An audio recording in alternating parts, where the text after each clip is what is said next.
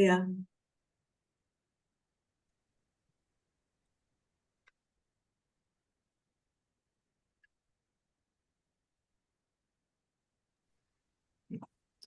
Hey, good evening.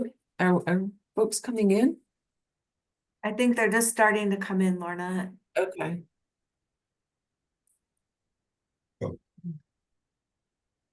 I don't see names, so I'm not sure how to. Oh, if you are click on the participants tab, you can click over to attendees from the panelist side. Gotcha. Okay.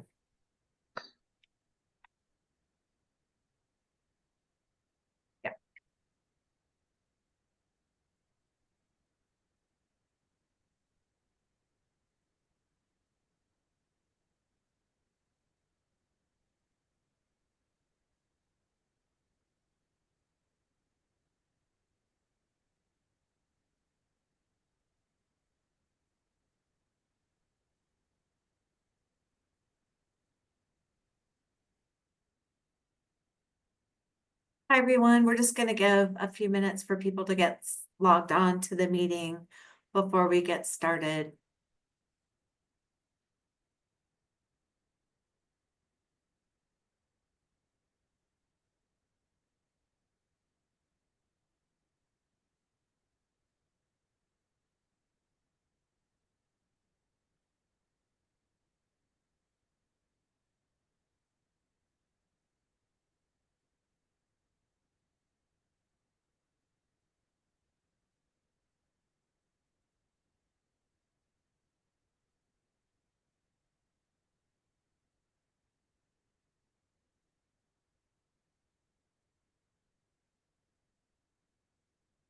I think we had a few more people register for the meeting that haven't signed on, so we'll give them a chance before we start.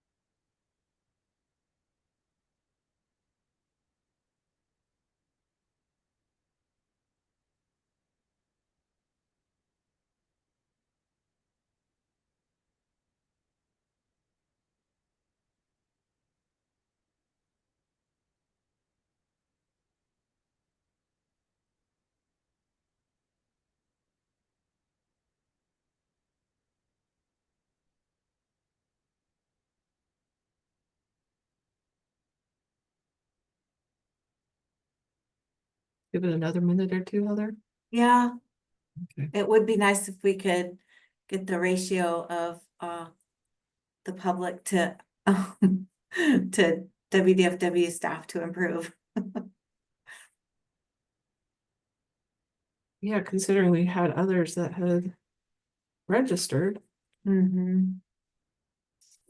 just makes you wonder if they're having any technical challenges getting in.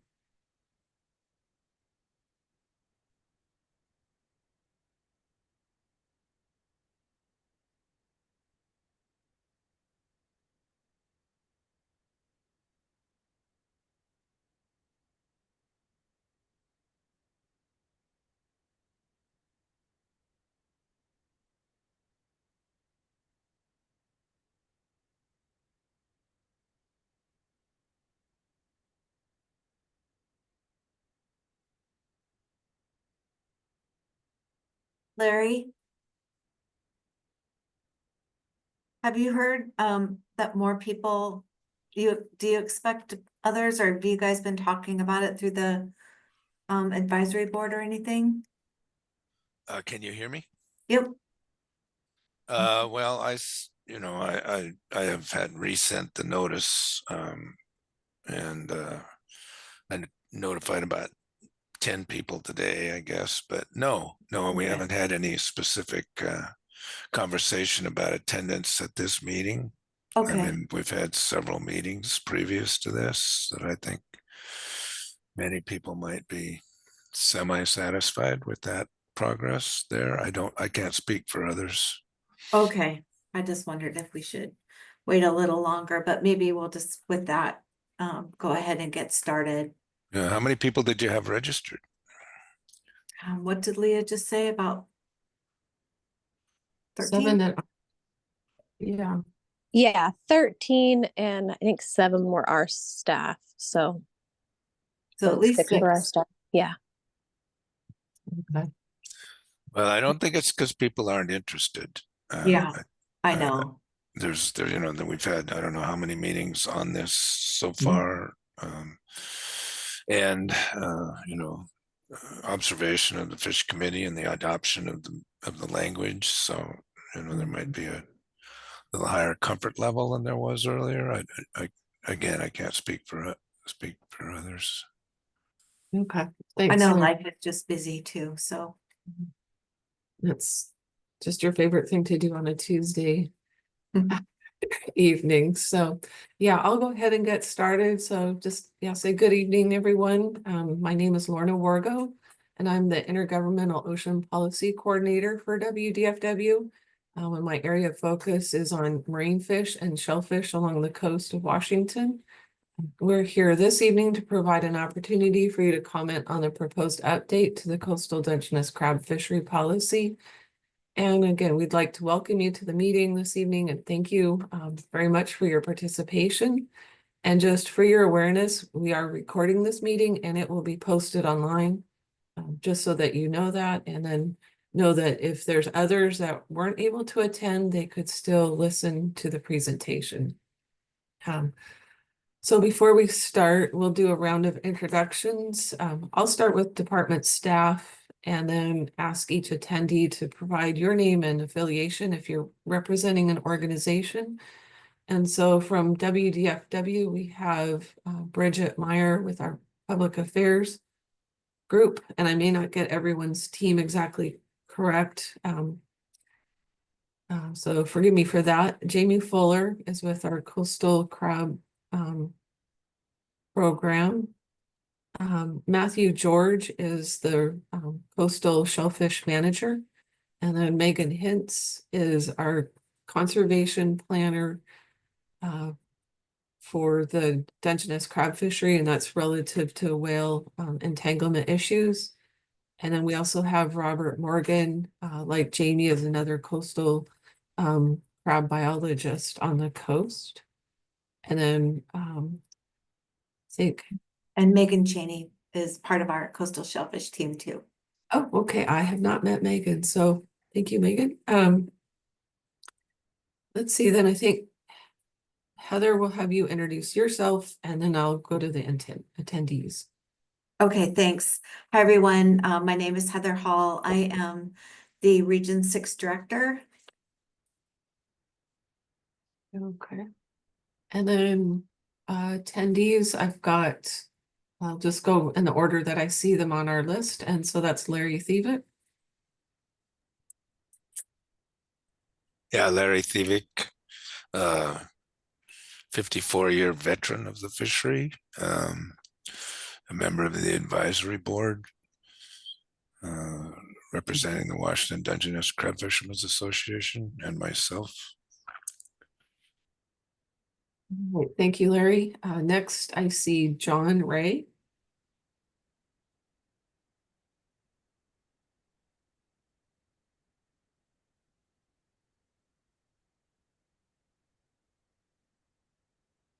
John, go ahead. You can unmute yourself. Oh, sorry. Yeah, just a pleasure crabber, but we take out, my buddy and I take out a lot of veterans and to go out crabbing where they couldn't have. And so I just interested in what's going on with the fisheries and listening in. Great, thank you, John. And I was remiss in not including Leah Snyder in the list of WDFW staff that were here. She's sort of the master controller, so I don't want to overlook her. Make sure that we're navigating through this Zoom technology. So thank you. And thank you, John, for being here. I think, yeah, that's covers our list of attendees. So Okay, I guess thanks, I will Lorna. I mean, this will be, turn it over to you. yeah, Heather. thanks. Yeah, okay, I'll get started. This will be a nice, intimate meeting. So we'll have, I'll get the ball rolling here. Making sure that. There we go. So we've structured the meeting to start with the purpose of the policy update that we're talking about today. And along with some background on Dungeness crab fishery so that we can provide context as we discuss the policy proposals and next steps. So the agency operates under a mandate that provides the overarching directive for management and conservation of statewide wildlife, fish, and shellfish in a way that maximizes opportunity for the citizens of Washington State and relies on the values of our many partners and volunteers. The Fish and Wildlife Commission adopted policy guidance specific to the coastal Dungeness crab fishery in 1999. And it served the agency very well, guiding our management actions for the past 2.5 decades. The strength of the existing policy framework provided solid guidance as we delved into management measures like pot limits, derelict gear recovery, summer fishery management, and most recently, entanglement risk reduction measures and monitoring tools. The purpose of this action is to consider a couple of key updates to the Dungeness crab policy so it will continue to serve us well into the future. The policy change is specific to the coastal Dungeness crab fishery, which is managed separately from the Puget Sound Dungeness crab fishery. These two distinct fisheries are managed under different statutes, licensing programs, and regulations. The geographic scope of the coastal crab fishery is defined through RCW to include the Pacific Ocean, Grays Harbor, Willapa Bay, and the Columbia River. There's no formal assessment for coastal Dungeness crab resources. Instead, a common fishery management strategy, referred to as the 3S strategy, is used to protect the health and reproductive vitality of the crab resource. The 3S strategy applies to both the commercial and recreational fisheries and refers to regulations that specify the legal size of harvestable crab, allows only the retention of male crab, and closes the commercial fishery during the primary molt period for male Dungeness crab. You can think of these measures similarly to how you think about salmon escapement, in that with these measures in place, only a fraction of the crab harvest is harvested each year. Leaving a substantial portion of the population, that is all the female crab and all male crab less than 6 inches, to sustain the resource into the future.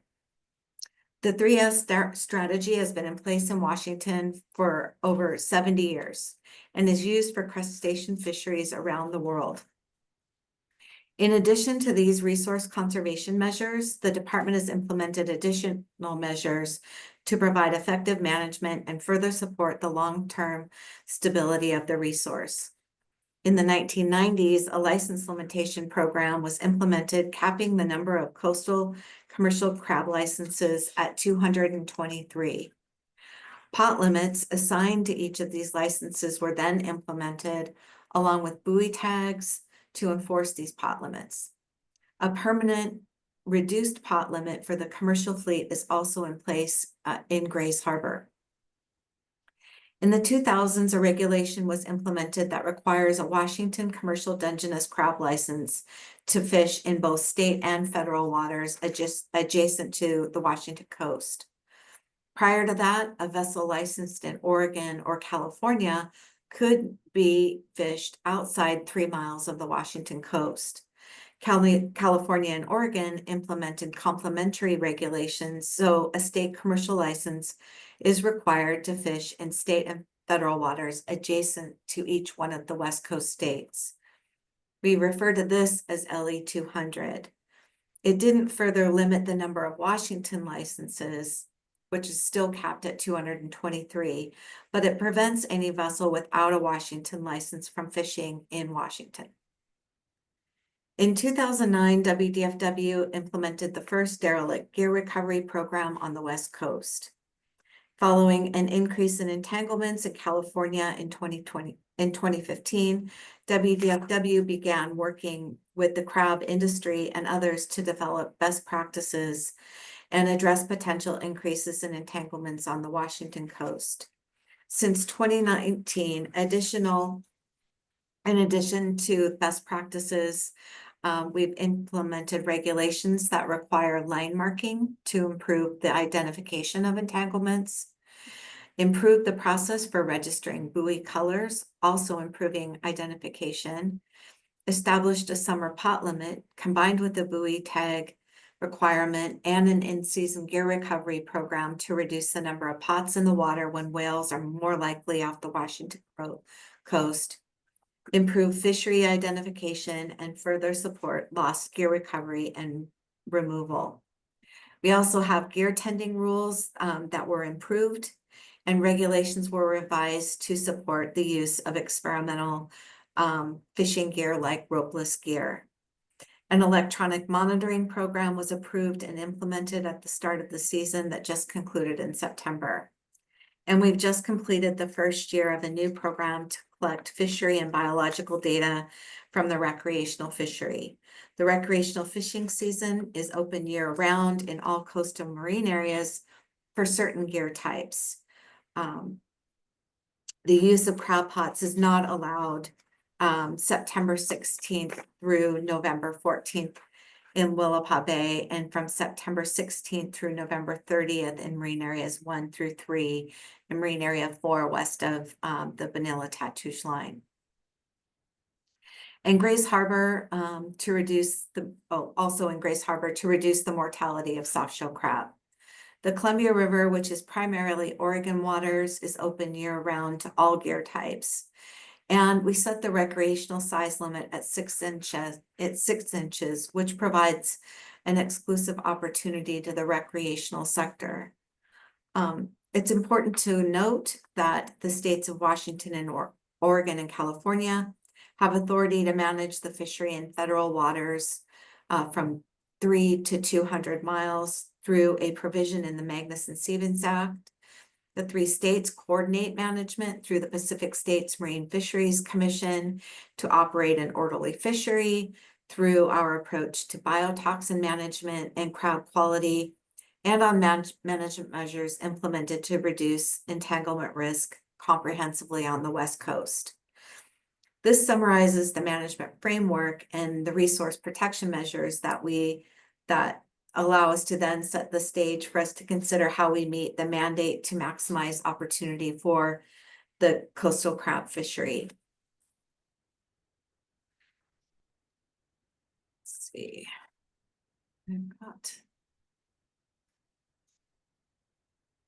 Through these programs and strategies, management of the coastal Dungeness crab fishery has been very successful. It's been sustained over 70 years and is economically the most valuable coastal fishery.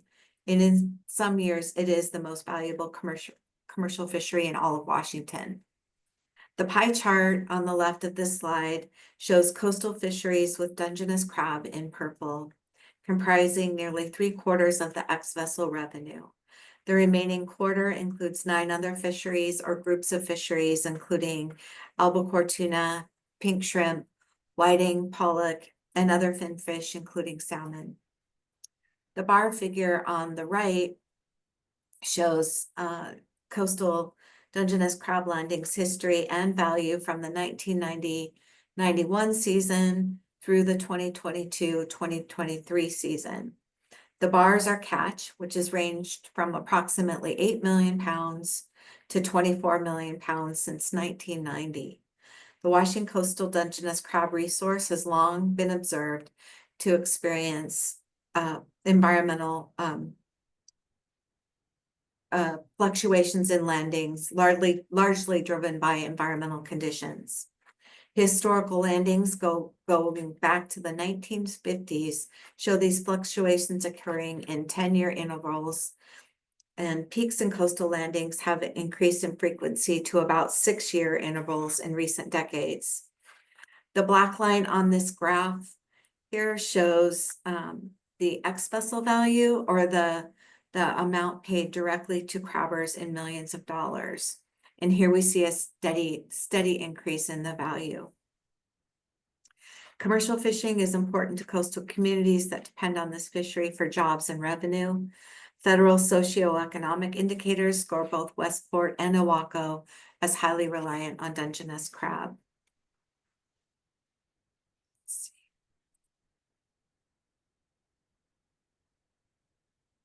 Hand it over to Lorna. All right, thank you, Heather.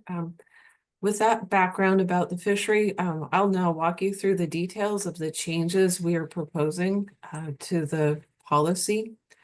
Our intent with this action is to modernize and expand the policy to meet new needs, ones we have recognized and have been actively working with crabbers and our partner state and federal agencies to respond to.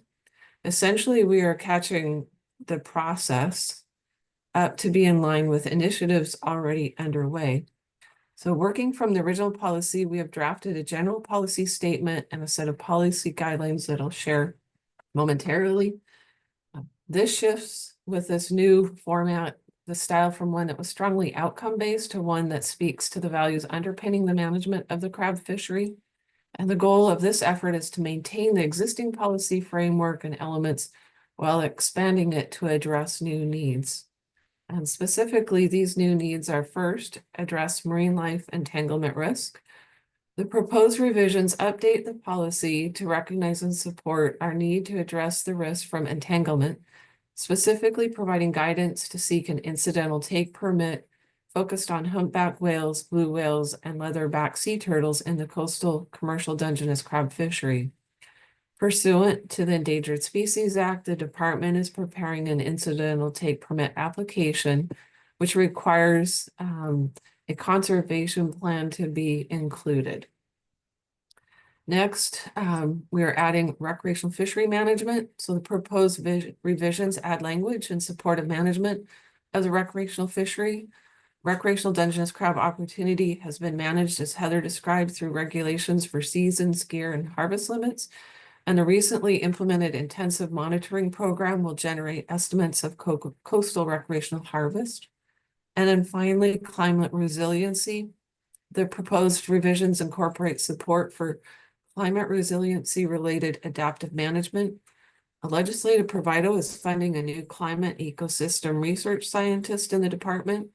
And this position will evaluate research on fishery adaptation to climate change and whether and how that information can be used by us to guide practical applications. We expect the incumbent to provide expert scientific advice for addressing marine life entanglement in the coastal Dungeness crab fishery and other state-managed fisheries, and also on climate-driven processes such as species distribution changes, ocean acidification, and harmful algal blooms, in a way that will inform the development and evaluation of management actions, our fishery monitoring programs and plans. Lorna, Mm-hmm. maybe we could pause. I should have paused after our background and asked if there were any questions. I see Larry has a hand up and Okay. thought we might just pause and get that. Go ahead, Larry.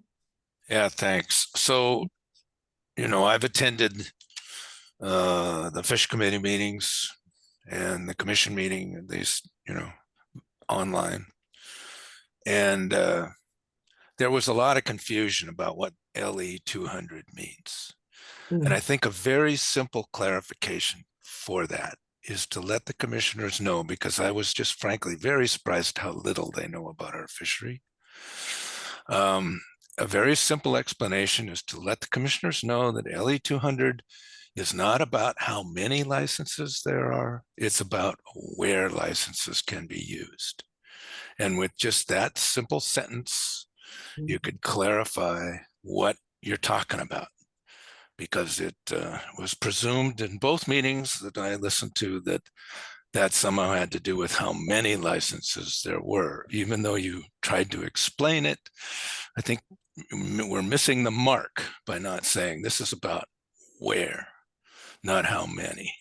And 200 refers to our outer border of the exclusive economic zone. Yeah. So I think that would be helpful, because I think once again, you're going to get right into that same confusion without that clarification. I also appreciate that you have rolled in the congressional authority to manage beyond 3 miles by each state, which was, preceded the LE 200 memorandums of understandings between the states. So I'm glad you've rolled that in. And then actually, this might be part of what you've been discussing. No, this was within your first presentation. I think it's too casual, the mention of ropeless gear. It's almost like a presumption that it's a workable technology. It's an experimental technology.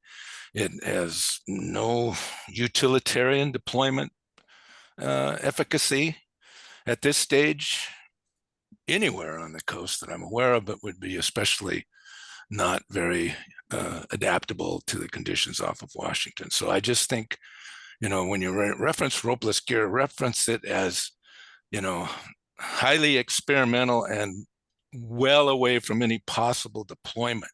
Don't mention it like it's just an option we could pick and put in place, because that's kind of the way it sounded to me when you mentioned it. Like, oh yeah, there's ropeless gear, we could use that as an alternative, and that's just not the case. It's out there, but so have flying cars. They've been around for a long time on paper, and we don't have too many of them that people use. So it's a technology that doesn't have a current application, and likely I don't think will ever be anything that is usable to use off the coast of Washington, at least to have a fishery anywhere similar to what we have now in terms of production and value. So those are a couple of things. I might have comments as we go through the policy update. I do have a little trouble with the continued use of the general term marine life. We have clarified that we're talking about entanglement risk pursuant to the ESA and the MMPA, and we're not talking about entangling kelp or seaweed. That's marine life. So, I just feel I don't want to fall back into the concern that we had and we got through by expressing the clarification that what we're trying to do is to marry up to the marine entanglement risk pursuant to the ESA and the MMPA. So I would just caution a little care on the use of that, because that was a real trigger for most of us that were attending these earlier meetings and requests for language change and clarification. Thanks. Thanks, Larry. Yeah, thanks, Larry. And I'll just say that is a bit of legacy language on slide 6 referencing marine life. So it does show up differently subsequent to this slide. No, I understand that it does, but Yeah, why add to the confusion? It just seems it's too broad in scope in my mind. It'd be nice if we could set the stage to begin with, that we're talking about some specific marine life entanglement issues, not marine life generally. yes. Yep, we can do that. Right. So then I think with the next slide, Heather.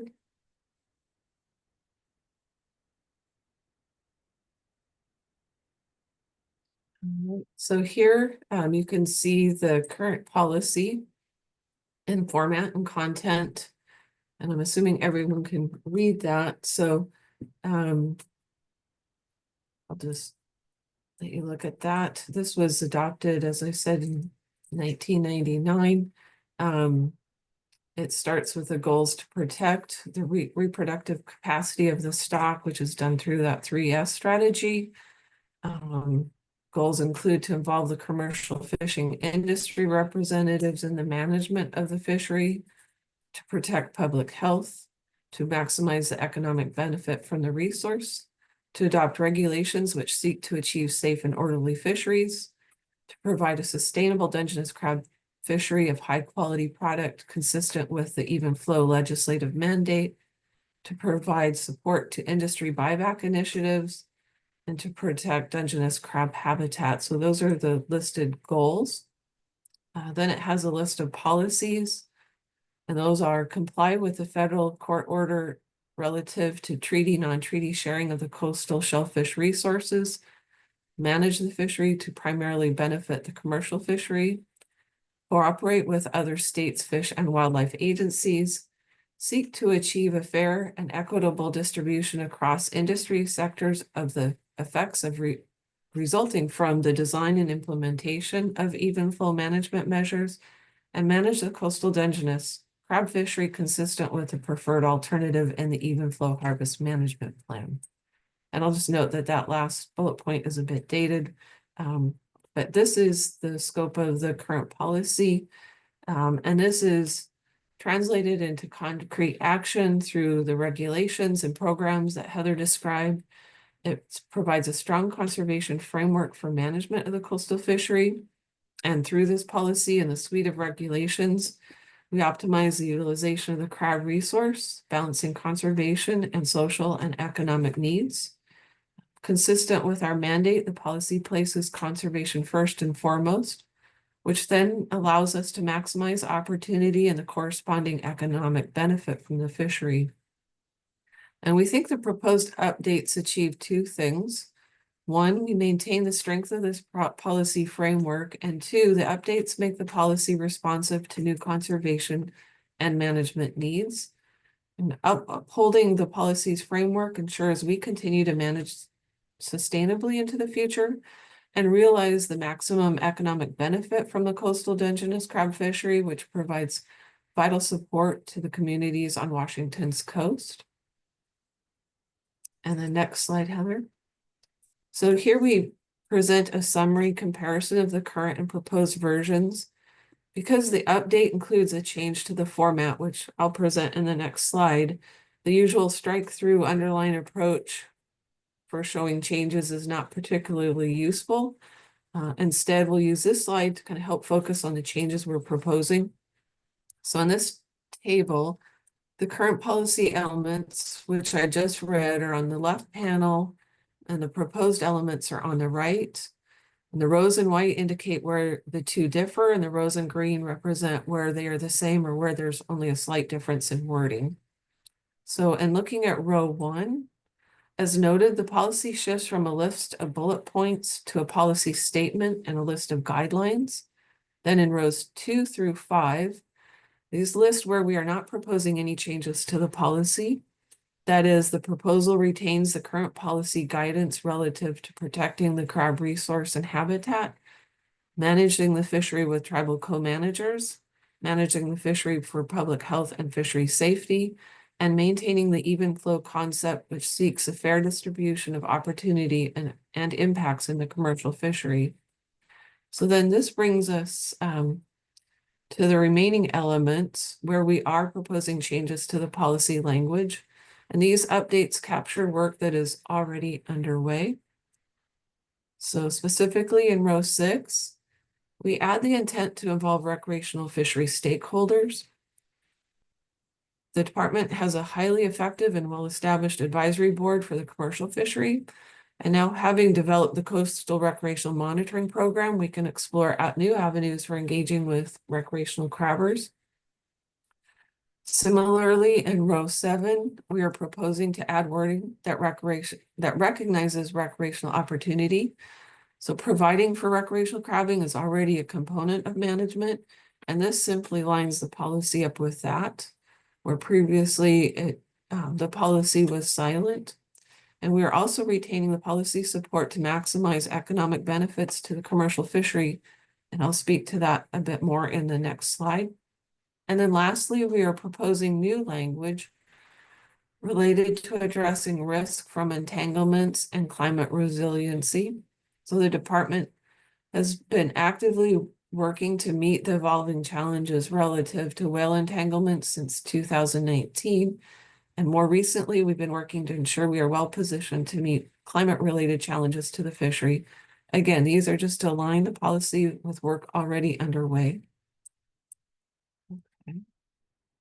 And then, so next slide, Heather.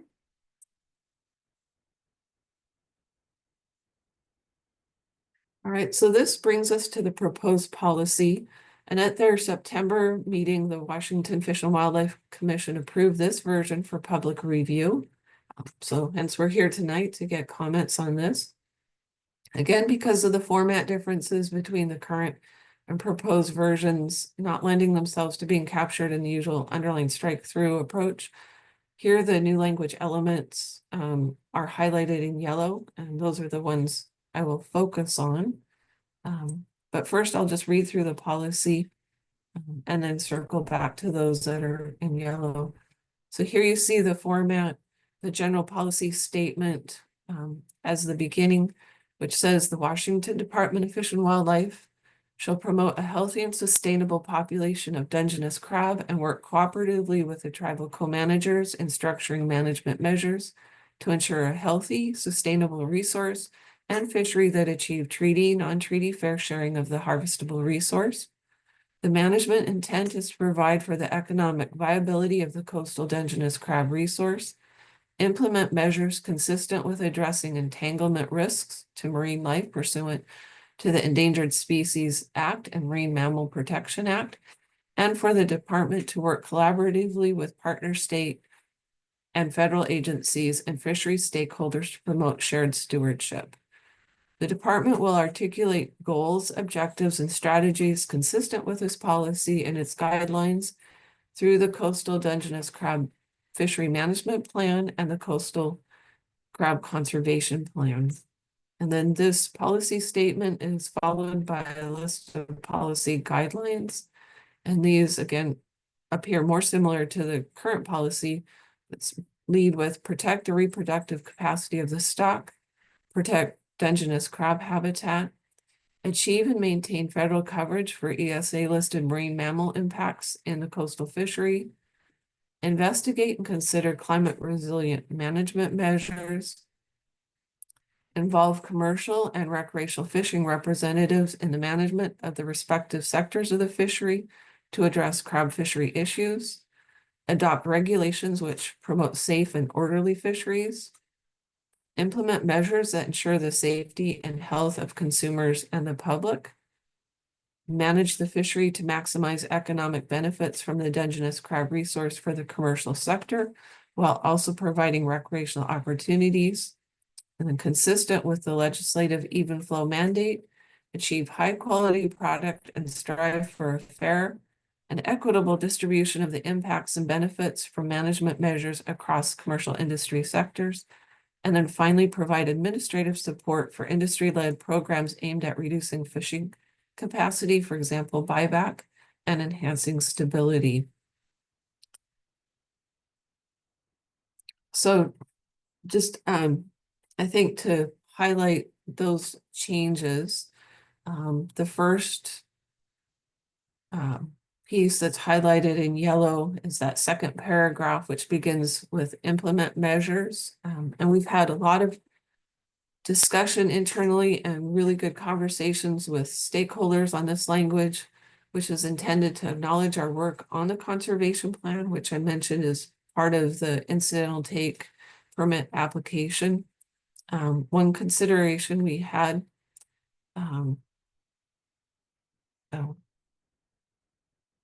is how we link this risk to being consistent with the Endangered Species Act and the Marine Mammal Protection Act, which this is a new component to the policy. And again, just recognizes our work in that realm. And then because our mandate and the crab policy provide high-level guidance, so there isn't details in this policy about how we manage, doesn't include the particulars. We're here recognizing in the third paragraph that we do have a fishery management plan that details the conservation management that Heather spoke to initially. And then similarly, we've included reference to the conservation plan, again, which is mandated by the ESA and is a required component of our application for the incidental take permit. And that will, that plan will lay out how we'll achieve compliance under ESA. So under the list of policy guidelines, the ones that are new there highlighted in yellow, again, is achieve and maintain. They're the federal coverage for ESA listed marine mammal impacts in the coastal fishery. So here we narrow it down. The conservation plan will also speak to the specific species and stocks of whales that we are seeking coverage for. And that will all fall under this policy. So it kind of high level and drills down to details through the plans. The next new element was to investigate and consider climate resilient management measures.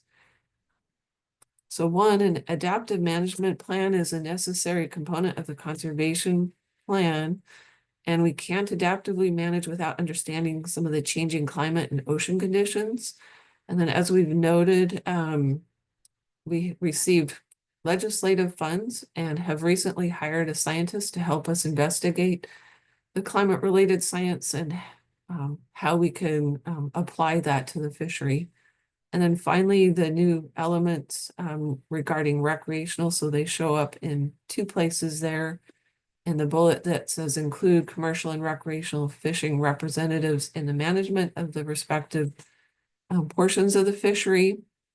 And then in the last, where we're also flagging that that we do provide and have the policy specifying that support for providing recreational opportunity.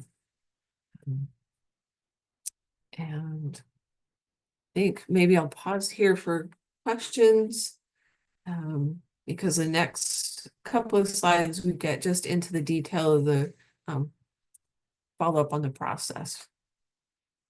Okay, Larry?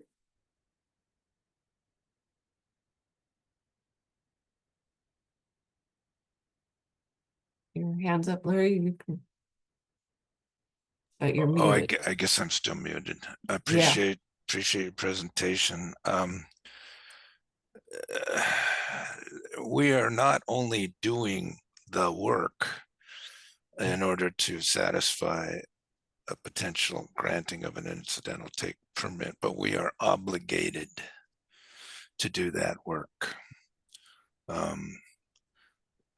in order to continue to proceed with our fishery. So, I wouldn't necessarily get it tied to this is what we've been doing.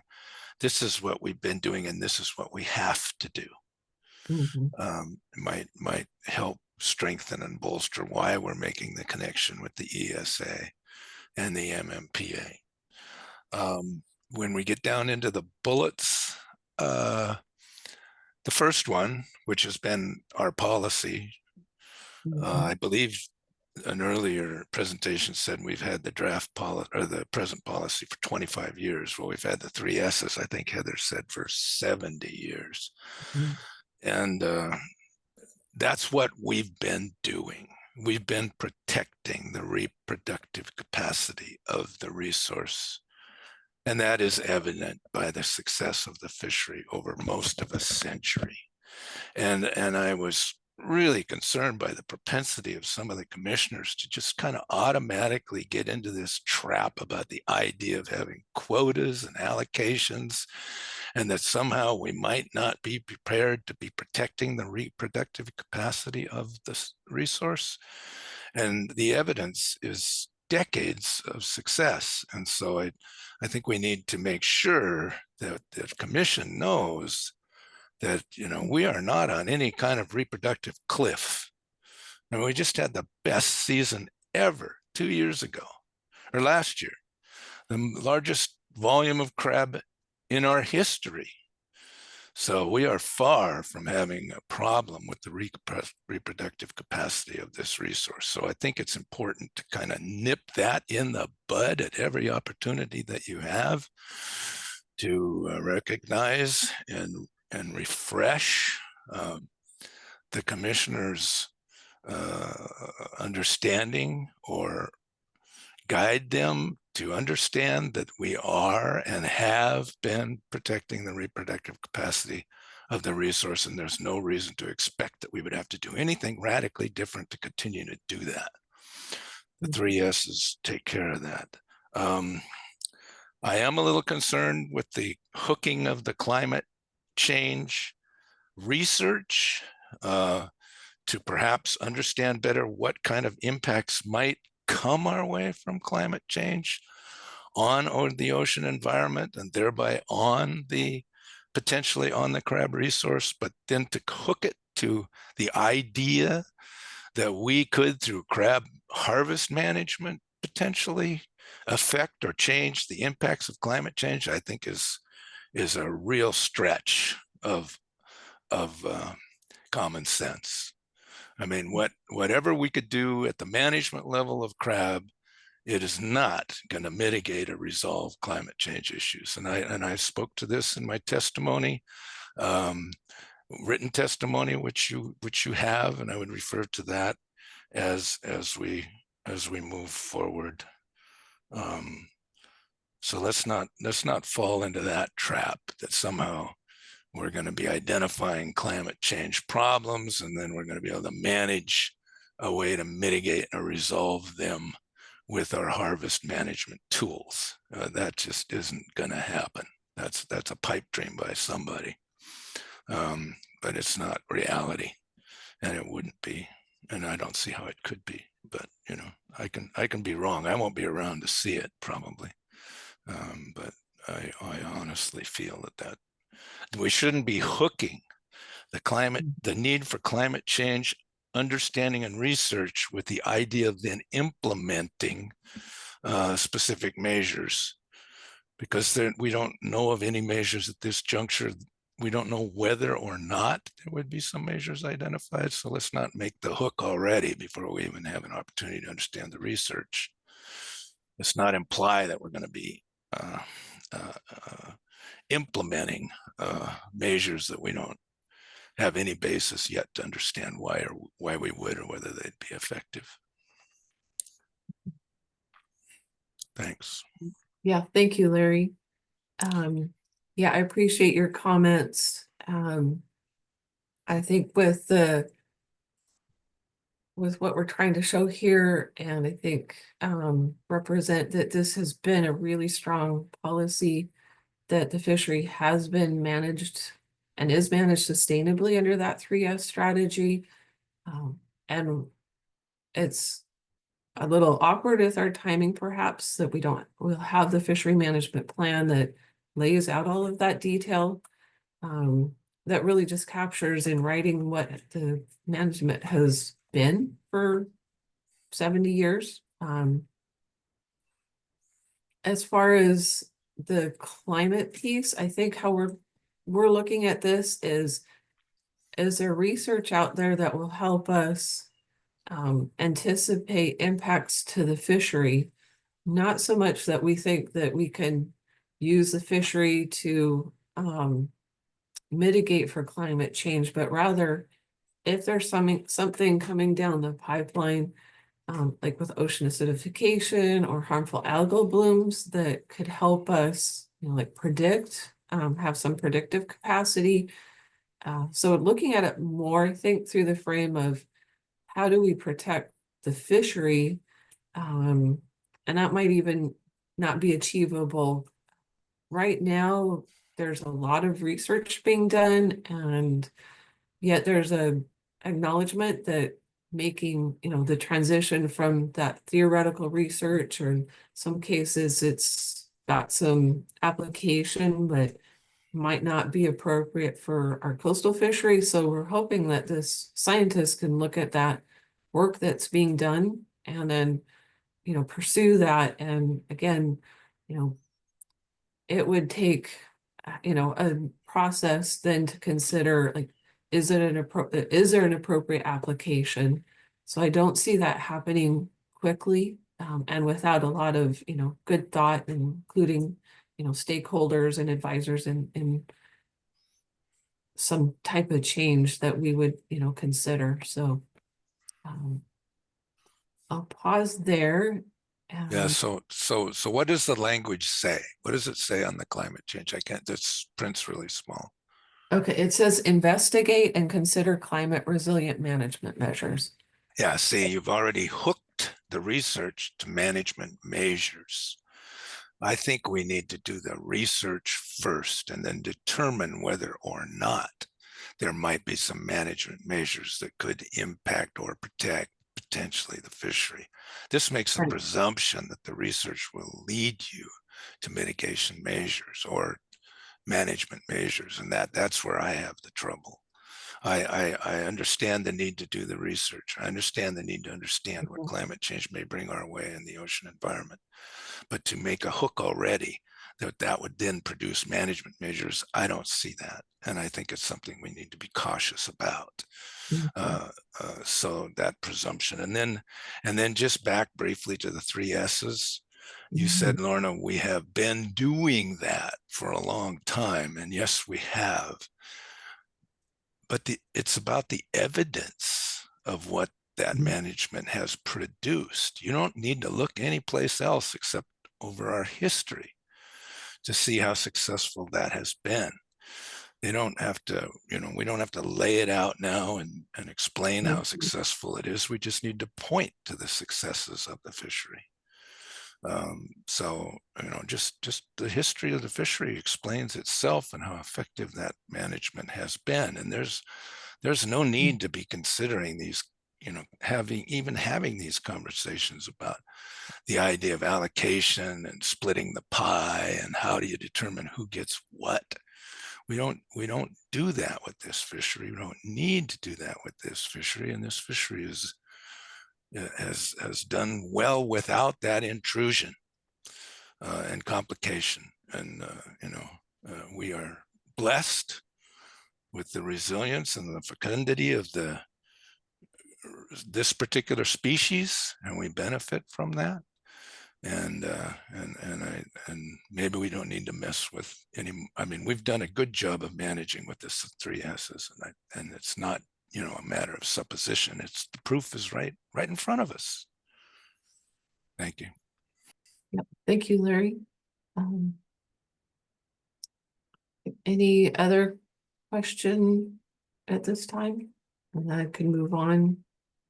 And we still have time yet to discuss or address questions at the end. Okay, so we'll move to the next slide, Heather. Sorry, just one more thing before you move on. Okay. How many comments have you received, written comments? Today was the deadline, so I assume they're done. I believe 14 total. How many more did you receive today? Just curious. Just one, although I didn't look at the portal late this afternoon, so we still could have gotten. Okay, all right, thanks. additional, I mean, you'll have those available for us to look at, I would assume, or they'll be published before the 21st. We'd be able to see those possibly. I And the don't know. 21st is the fish committee meeting. You're going to be presenting the public testimony to the fish committee, I assume, on the 21st. Yeah, I'll speak to those next steps in the next couple of slides. Okay, thank you. But yes, after the October meeting, I'll just touch on this now. After the commission's October 25th meeting, which they'll be able to take public comment then we'll take all the public comment that came either through the portal the last couple of weeks, public comment that came tonight, or that was emailed to commissioners, and also that the commission receives next week. We'll have each of those comments and we will respond to them. And then that will get posted to the website, so it'll be available for the public to view and see all of the comments. And then the response from the agency, either with information or clarification or whatever is necessary. So that will be part of the process. Okay, so in terms of next steps in the public process, So we began in July. And you'll see there a list of checked items. So we've had some advisory board meetings. We presented to the Fish Committee in August. We did a mailing to coastal crab license holders. We had a public meeting for industry in September, and then also had the Fish and Wildlife both presenting to the Fish Committee and the full commission at the end of the September, and then tonight is the public town hall, and then the online comment period, sort of concluding that aspect of the process. So next steps, and these are the big steps. I have another slide that provides more detail. We will present to the Fish and Wildlife Commission next, I believe it's Friday, October 25th. And that's their hearing where, again, they'll take public comment on this agenda item. Then following that in December, they will then deliberate on the public comment, have their discussion and make a decision at the December. Right now, we just know it's somewhere between the 14th and 16th. We don't have a specific date for this coastal crab policy agenda item. And then we'll share outcomes of the whole process and the coastal crab newsletter, and that also gets posted online to the agency crab webpage. So, and then next slide, Heather. So here, this just provides more detail. So we do have a meeting in front of the Fish and Wildlife Commission's Fish Committee, which is Monday. And there's a link there to that. And this will just be an opportunity for us to provide the commission a summary of the public input. At this point, they've seen the presentation similar to what you saw tonight. The public is welcome to listen to their the Fish Committee meeting, but there's not an opportunity for public comment. That will happen at the next step in the process, which is their meeting on October 25th. This has a virtual option because they are meeting in Ellensburg, although both Heather and I will be traveling to present in person. And currently that's scheduled on the commission's agenda for Friday at 1:45. But would advise that if you're intending to provide public comment, that you track the meeting, because the commission could get off schedule for various reasons. So just flag that for your attention, that that date, that time could be a little bit fluid. And again, at the their next meeting on the 25th, we're going to provide a summary of the public comments, both written and shared here tonight, and just provide those to them for their consideration. And then if you're interested in providing public comments, I'll let you know that you do need to register online, and that link there with the hearing information has that detail that's can tell you how to get signed up to provide the public comment. And then the commission is scheduled to take final action at their December meeting, which is somewhere on the 12th through the 14th. Specific meeting details aren't available yet, so the link that's listed there just takes you to their general information page on their meeting scheduling. And that should, I expect that to be posted a couple of weeks before they're scheduled to meet. And then with that, next slide, Heather, we can just open it up further to any questions or comments. And I guess I don't want to put you on the spot, Mr. Ray, but if you have any questions or comments, please feel free, and we can circle back to any slide if there's any in particular that would be helpful to see. But if you don't have any questions or comments, that's fine too.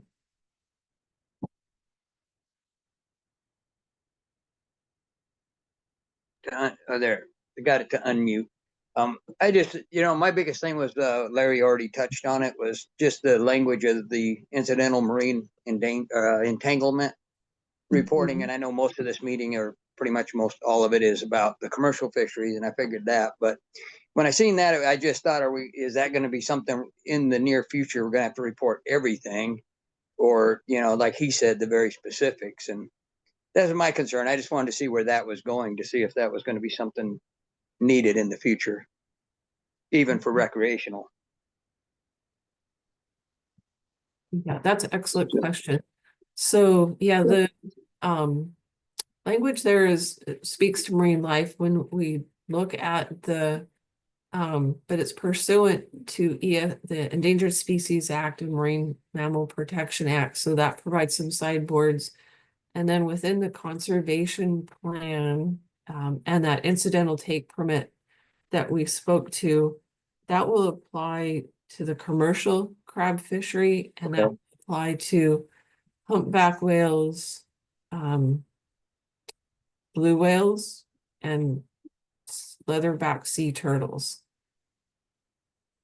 Yeah, So- I knew that. I mean, our stuff Mhm. isn't, as recreational people, ain't going to be an issue. But if it got down to smaller, and all I kept reading was marine entanglement, it never seemed to come up to what was being spoke to. So that's why I wanted to listen in tonight and kind of see what was, well, one, where the actual commercial Mhm. fisheries is going, and have knowledge on that, and then just to see if this was going to expand into recreational more. So Mhm. I got my answers. I'm glad that Larry brought it up, and kind of got a little bit of a interpretation on what you're talking about. Yeah, no, thank you for that. No, the focus is on commercial gears and just those three that I mentioned. And we are in the process of developing the fishery management plan. That will be going out for public review later, I want to say this winter. That will provide some more self, which will deal specifically with the entanglement issue globally, is something we expect to have out in 2025. So All right, I appreciate it. Thank you.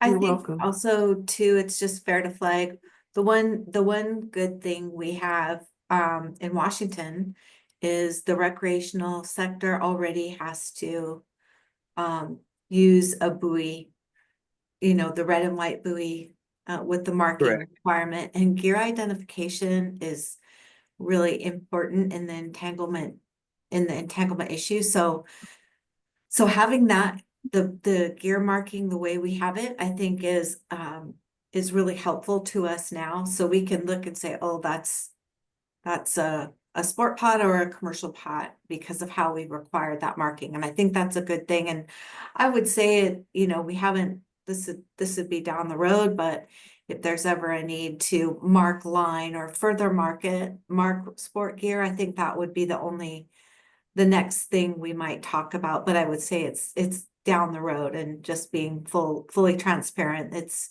something that does come up from time to time, but I think we're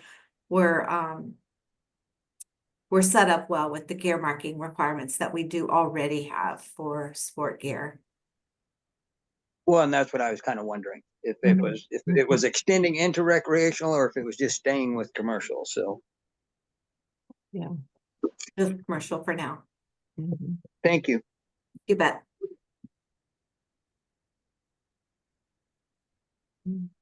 Yeah, thank you. So can I make a comment? Yeah, go ahead, Larry. And I believe that was John that was speaking. Yes. Yeah. And thanks, John, for recognizing what we were concerned about from the get-go. The use of the term marine life is just too broad in scope. It needs to be clarified and quantified. It's just, it is so broad, it loses its meaning, it seems to me. And it certainly really alarmed us, meaning the commercial fishing sector. But as you stated, John, it is also a concern for others that participate in this fishery. And it is true that when there are entanglements that can be documented to Washington gear, if it is involved with a sports recreational pot or gear, that is part of the legacy of entanglements that the National Marine Fisheries Service catalogs and keeps records of and for. And I believe that the juvenile gray whale, which is not part of the ESA list of whale species, but is in the MMPA, I believe in Grays Harbor had a sport gear entangled with it along with multiple commercial gear. I may be wrong, but I think that's what I recall.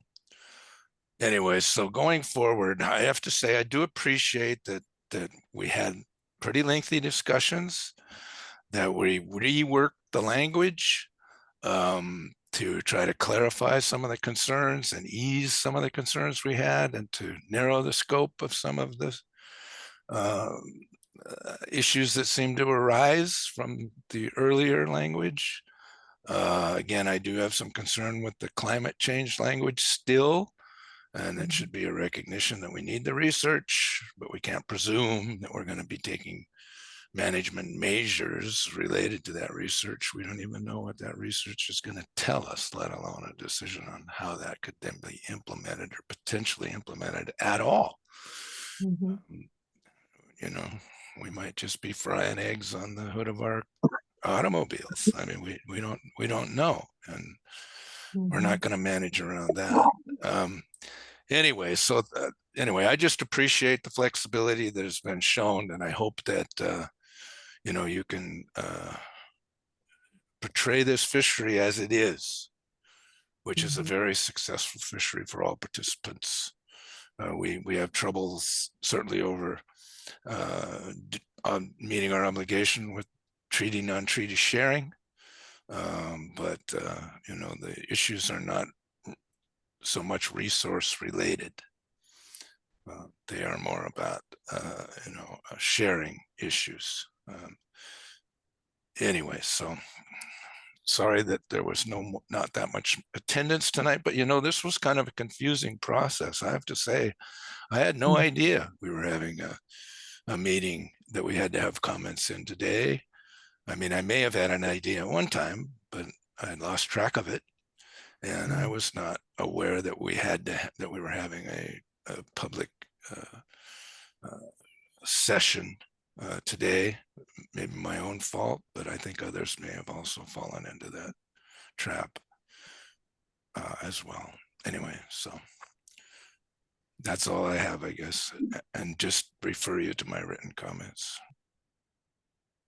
Thank you for sending those, Larry. Yeah, I'm glad you got them. I always have the old man digital fear complex that that the documents don't get to where they're supposed to go. They somehow drift around out there and never light. Hey, Heather, I noticed a hand up from Jennifer.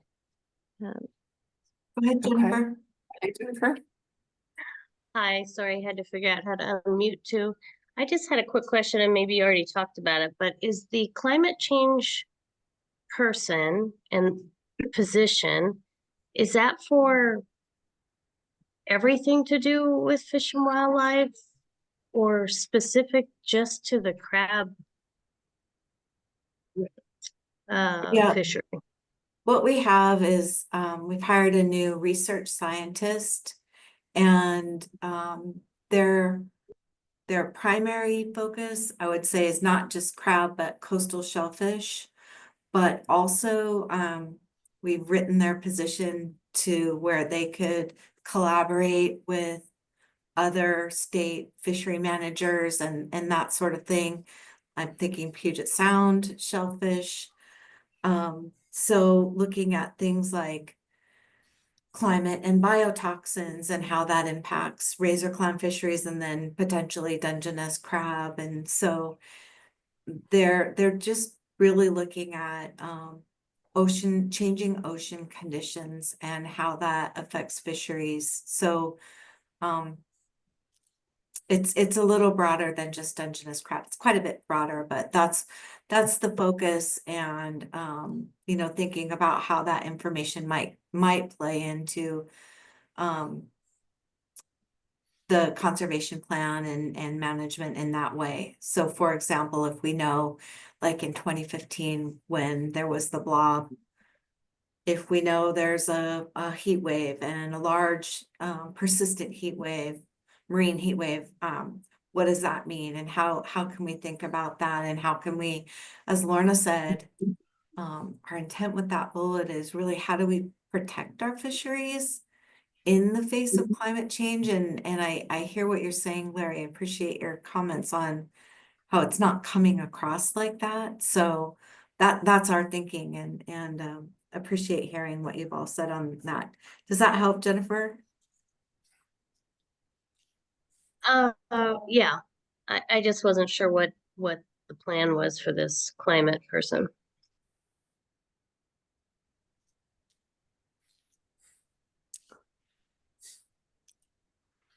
Jennifer, I think you increased the attendance by 33 1/3%. I honestly didn't know there was a meeting either, and I was traveling all day. So sorry I'm late. Oh, thank you for getting the means to get on. Did you not receive the Curious about that too. text or because we had it sent via the email? The I don't agency know that did it a was news release. clear. Yeah, I don't know if somehow I missed it. Okay. I saw a recent study that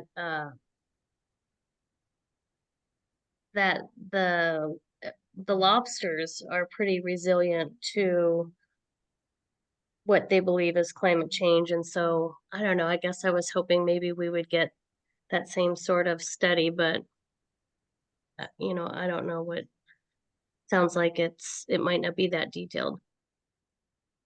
Yeah, I mean, Well, I think the opportunity is there for all that sort of thing. Understanding, yeah, are lobsters resilient to ocean acidification, which is good news. I think we're not just looking for bad news. We're looking for, you know, all information and good news that, you know, East Coast crustaceans are resilient, and how that applies to West Coast crustaceans is, I think, really helpful, and what we want to just be sure we have the capacity to include in our thinking around management.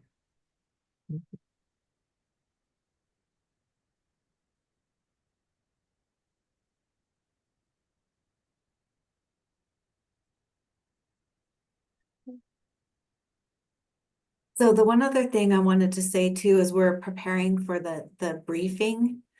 And the materials for the briefing, the commission will have, of course, everything we've presented up till now.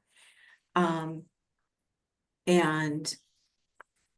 you know, I think Larry and anyone else who attended the September commission meeting and the fish committee saw that we, like we did tonight, we stepped back and gave that management framework to provide some context before we started to help them think about the higher level policy.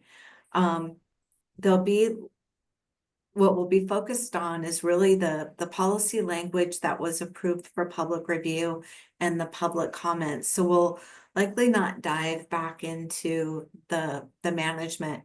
I think our briefing paper will have a bit of that, and of course referring them to especially the summary sheet from the September commission meeting, which had that same information, but just want to prepare you for how that presentation will look different than what we presented at the last couple of meetings. I know from my perspective, listening in on that commission, the fish committee meeting, is going to cue me for what public comment I feel might need to be offered on the 25th. Okay. And if we continue to hear so much misunderstanding of our Mhm. fishery and the success of it and the resilience of it. I mean, that would necessitate a need to make comment on that. Mhm. Okay, And there could be others, you know, there's nobody wants to entangle a whale, but there are entanglements that occur that bring, you know, larger impacts to the population of the concerned species of concern, and there are entanglements that don't bring that impact. And we have obligations as fishers and managers to provide for or to make sure that whatever potential takes we may or may not have do not inhibit or halt or alter the move towards growth and recovery of the ESA listed species. And that is our obligation. And it shouldn't be conflated necessarily with tragic events that don't bear those same impacts. And I just, you know, I know that there's an understanding, certainly by NIMS, of that difference. And frankly, I just don't know, you know, how much that is shared by, you know, the some of the members of the commission. So that again would kind of color what kind of comments may or may not need to be offered, or I would think would need to be offered to the commission from the comments of the Fish Committee. okay.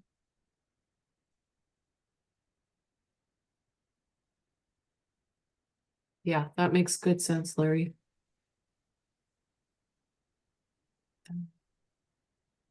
So we've got just a few, I guess, 4 minutes. Anyone else has any thoughts they want to share, or comments or questions?